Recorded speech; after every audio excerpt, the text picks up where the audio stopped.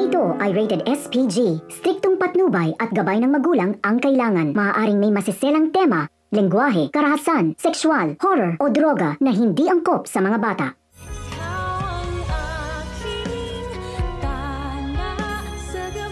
Dahil sa pagpunta ni Doc Carlos sa lugar kung saan itinatago si Don Pepe, ay maririnig nga lahat ni Don Pepe ang pag-uusap nila Zoe at Moira, na masasabi nga dito ni Zoe na ama niya si Doc Carlos, na ikagikimbal ni Don Pepe ang mga narinig nito na si Doc Carlos pala ang tunay na ama ni Zoe.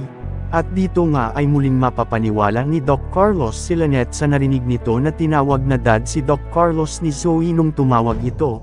Mga nakaka-intense na nga ang mga kaganapan sa abot kamay na pangarap, magagawa kayang makatakas ni Don Pepe sa kamay nila Moira.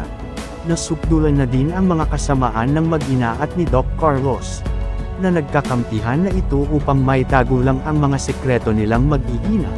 Nang sinabi nga ni Moira kila Giselle at RJ na ihanda na nila ang mga sarili nila sa kung ano man ang mangyari kay Don Pepe, na malabo na daw na ibalik pa ito ng mga kumuha dito, kaya naman nagalit si Giselle sa mga pinagsasabi ni Moira sa kanila.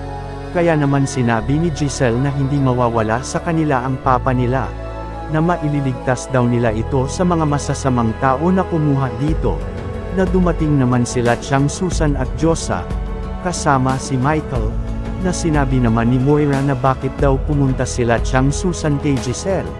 Nasagot naman nila Josa na pumunta sila dahil dinalaw nila at gusto nilang kamustahin si Giselle. Nasabi naman nila Chang Susan at nila Michael na bakit daw naroon si Moira, na alam daw nila ay band na ito sa Apex.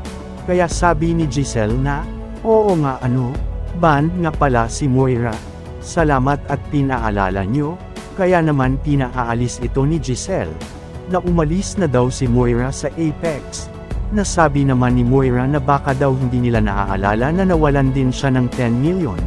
Na si Zoe naman ay nagulat sa sumagot sa kanya, na Tita Lynette pala niya ang napagsabihan niya nang humihingi siya ng tulong, at natawag pa niyang dad si Doc Carlos nung tumawag siya sa cellphone nito.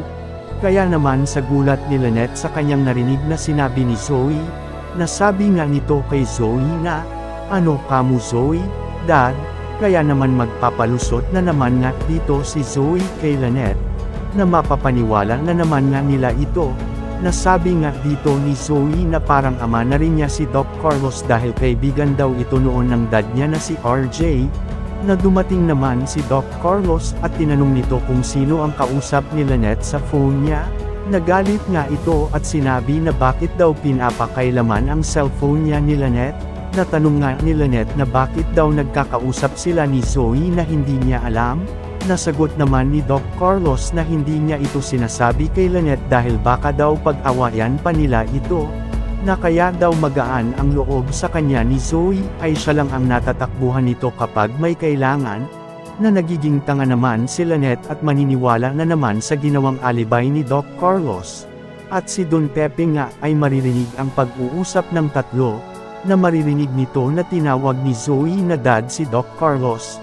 Kaya naman may panibagong natuklasan na naman si Don Pepe na malaking sekreto na itinatago ng tatlo, at yan ang ating aabangan ang makatakas at masabi ni Don Pepe ang lahat ng nalalaman niya.